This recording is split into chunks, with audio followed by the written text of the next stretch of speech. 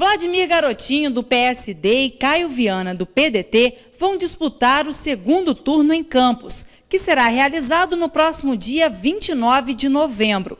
Os candidatos à cadeira do Poder Executivo se pronunciaram sobre o resultado nas urnas. Quero agradecer ao povo de Campos, que me deu mais de 106 mil votos nesse primeiro turno. Vencemos em todas as zonas eleitorais do município. Vencemos também do segundo e do terceiro colocados somados, o que mostra que a cidade quer um novo caminho e uma nova história. E eu tenho certeza que, ao analisar os dois candidatos que estarão no segundo turno, vão nos dar a vitória para colocar essa cidade para funcionar de novo, gerando justiça social, emprego, renda e oportunidade para as pessoas. É 5-5, tamo junto. Quero agradecer a você, eleitor, que confirmou hoje o que todas as pesquisas já vinham mostrando, que a nossa candidatura é a candidatura que mais cresceu durante essa eleição e se transformou numa onda do bem, na onda do coração, a onda do 12, que vai reconstruir a nossa cidade e que hoje nós vamos para o segundo turno para reviver Campos, porque o campista não aguenta mais as irresponsabilidades da gestão da família Garotinho. Vamos juntos reconstruir a nossa cidade, reviva Campos! Dr. Bruno Calil, do Solidariedade, teve 13,71% dos votos.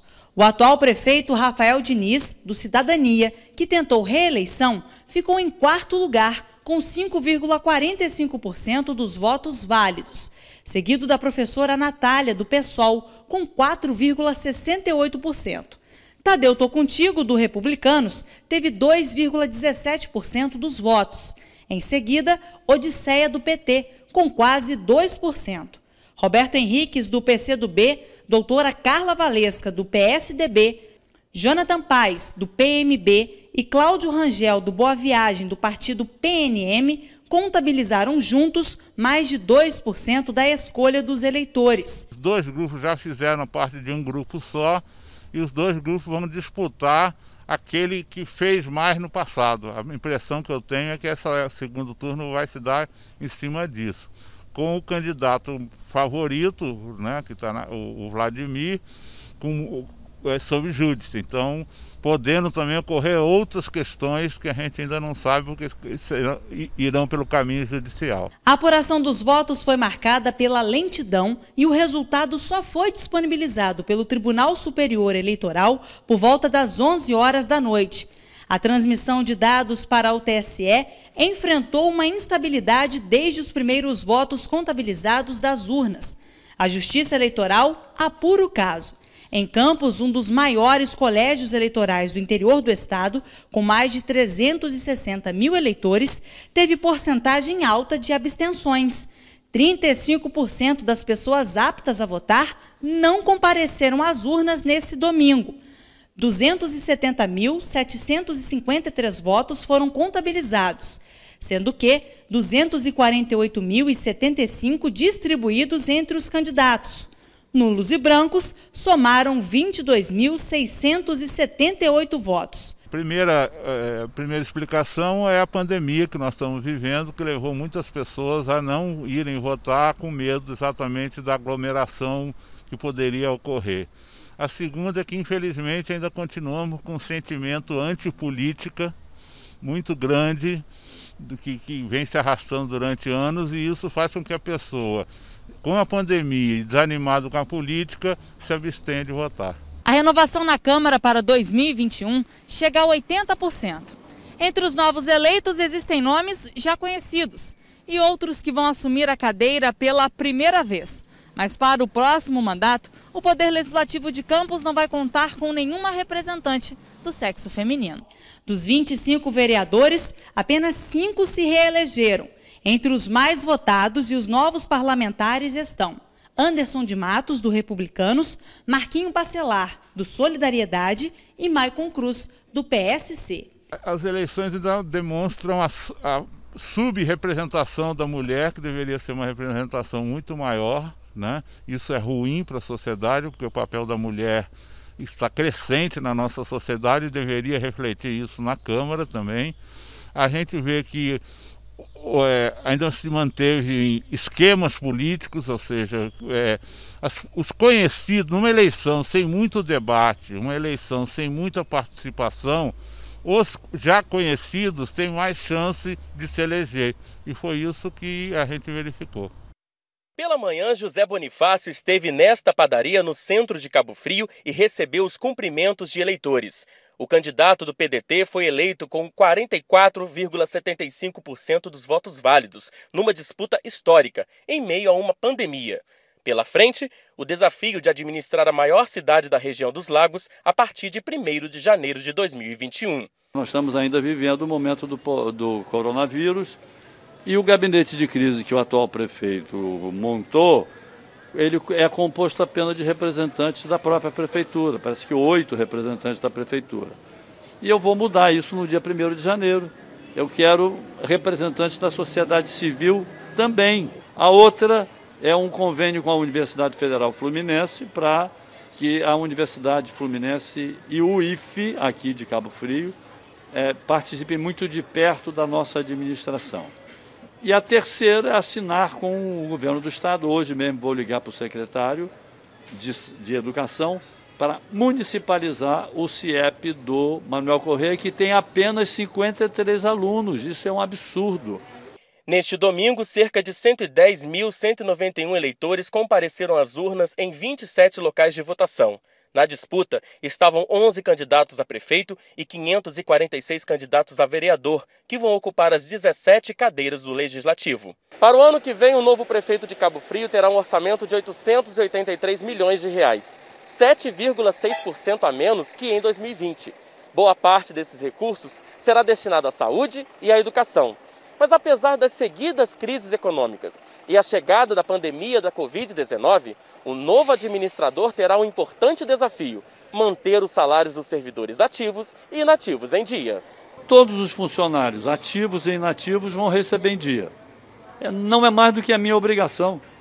Eu não entendo como é que os prefeitos, alguns que vieram depois, começaram com essa história de deixar salário atrasar. Então, para eles, o funcionário não é prioridade. Para mim, o funcionário é que toca a máquina.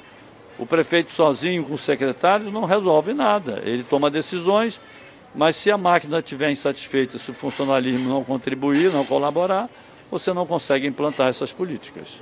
Para quem mora em Cabo Frio, fica o sentimento de dias promissores e a certeza de que o novo governo tem muito a trabalhar. Espero que José Bonifácio faça um bom governo, né?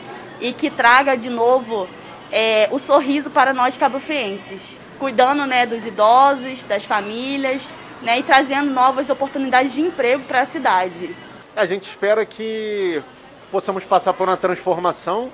É um governo antigo, porém novo, né? A gente espera que traga boas ideias, que possa colocar em prática o que foi prometido. E a gente tem bastante esperança, né?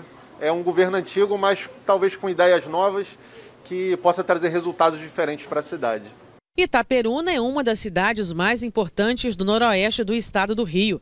Na movimentação durante o processo de votação não houve tumulto, segundo a chefe de cartório eleitoral da cidade, que tem cerca de 75 mil eleitores. A conclusão, né, do nosso trabalho até que foi tranquila. Na distribuição das urnas, o início da votação hoje também foi tranquilo.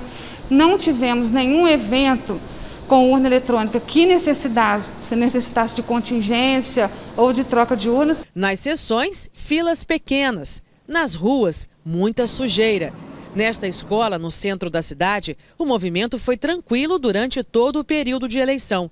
Mesmo com a pandemia, Eliane, que tem 66 anos, não abriu mão de escolher os representantes do município pelos próximos 4 anos. Faço questão de vir votar.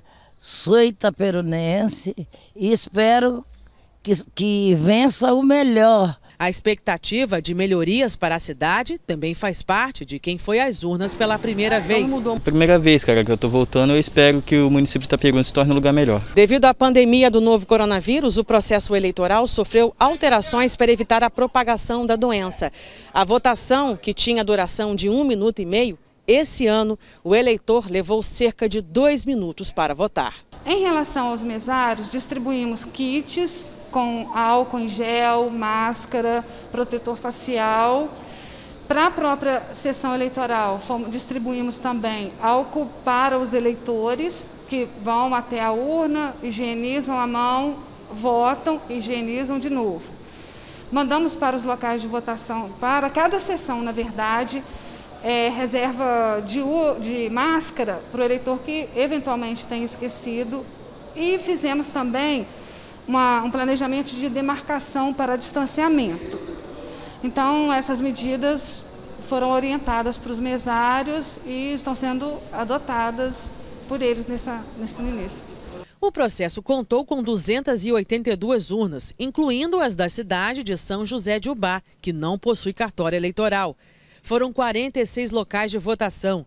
Ministério Público, Polícia Civil e Militar, além dos fiscais do TRE, estiveram pelas ruas da cidade para coibir eventuais abusos, como boca de urna, propaganda irregular, dentre outros. As circunstâncias que a própria pandemia nos impôs fez com que esse trabalho ficasse mais complicado.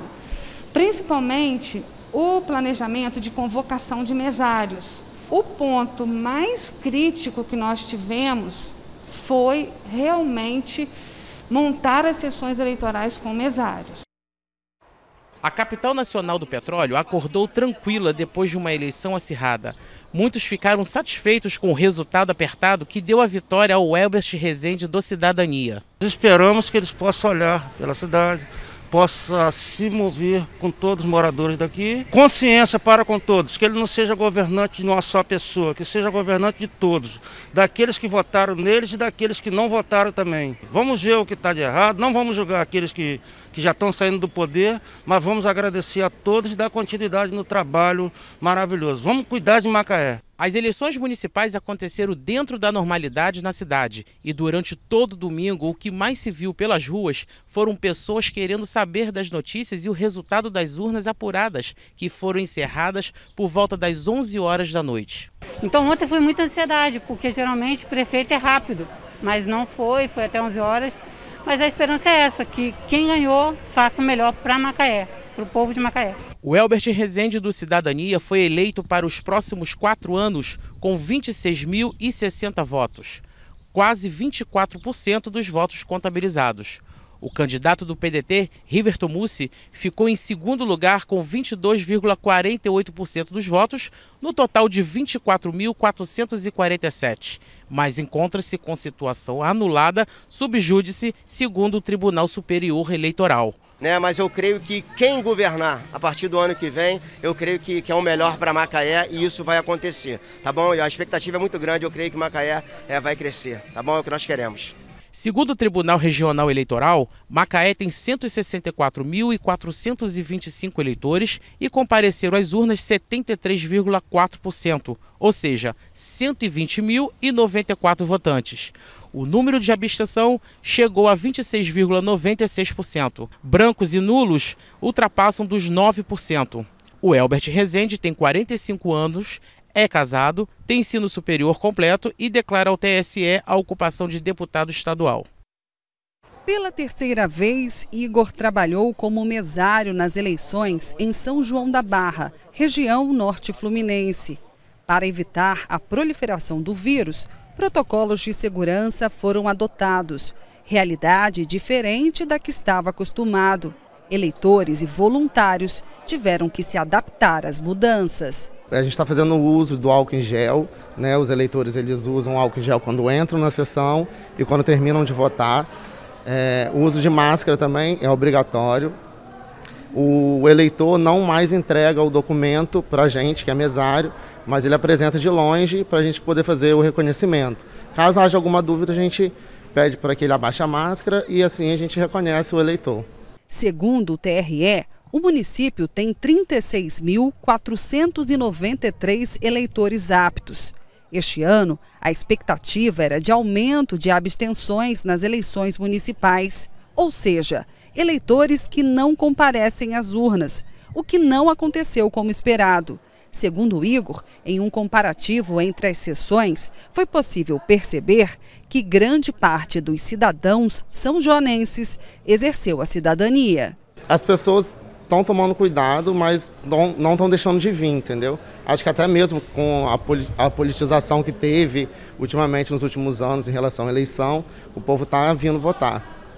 Já a maioria dos eleitores da minha seção já votaram. O município de São João da Barra foi o que mais cresceu no número de eleitores em comparação ao ano de 2018 em relação às outras cidades da região. Um crescimento de 11%. Mesmo com a pandemia, a movimentação foi intensa nos locais de votação e nas ruas. A cidade tem 23 locais de votação, 13 sessões no CIEP, o maior colégio eleitoral de São João da Barra. Mesmo depois de registrar o voto, muitos apoiadores permaneceram em frente ao local. Segundo o chefe do cartório eleitoral, fiscais apuraram denúncias com prisões de envolvidos em irregularidades. Foram identificadas sim casos de irregularidades, inclusive com prisões relativas a derrame de material impresso, que é quando há vários santinhos jogados, alguns casos em flagrante, casos de denúncias que realmente corresponderam à boca de urna foram identificadas e houve prisões. A compra de votos houve denúncias, mas também não houve nenhuma prisão ligada, pelo menos pela equipe da fiscalização de propaganda eleitoral, à compra de votos. Segundo o TRE, na área central, 8.960 eleitores sem pendências na Justiça Eleitoral foram esperados no pleito. Já em Atafona, 6.071, 7.020 em Gruçaí, 2.020 nos distritos de Cajueiro e Degredo. No 5º distrito, 8.525 e 3.717 em Barcelos.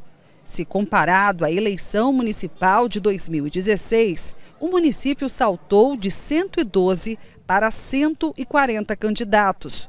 6 concorreram à prefeitura municipal. Com o esquema sanitário reforçado nos locais de votação, não houve registros de eleitores que desrespeitaram as medidas de segurança. A votação ocorreu de forma bem tranquila, não houve nenhuma alteração nesse sentido, nenhuma ocorrência de algum eleitor que não se dispôs a colocar a máscara quando foi solicitado, ou que teve que ser retirado do local de votação por não ter usado a máscara, ou por não respeitar as regras de distanciamento social que foram impostas pelo TSE e foram respeitadas nos locais de votação. A equipe tentou sempre ao máximo orientar para poder o eleitor não ser prejudicado, não sair do local de votação sem votar. A gente não houve pelo menos, não chegou ao cartório eleitoral nenhuma reclamação nesse sentido.